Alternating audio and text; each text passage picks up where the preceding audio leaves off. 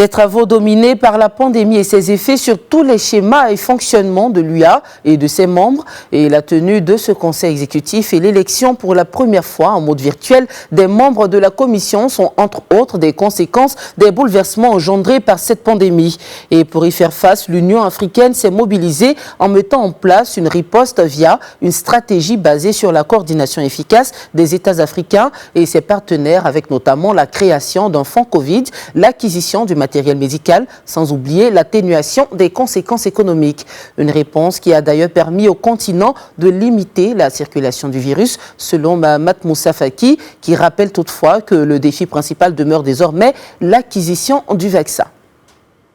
Le défi actuel est celui de l'acquisition des vaccins. Sous le leadership efficace du président en exercice de l'Union, son Excellence Cyril Ramaphosa, nous avons mobilisé les moyens nécessaires, avec l'aide de nos partenaires, pour acquérir une quantité de vaccins suffisante pour assurer l'immunité de plus de 30% de la population d'ici la fin de cette année. Malgré ces remarquables performances dans la lutte contre la COVID-19 sur l'ensemble du continent, Africa CDC, auquel je rends hommage,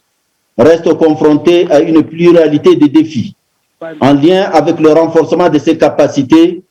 dans les domaines combinés des infrastructures, des ressources humaines, de la recherche,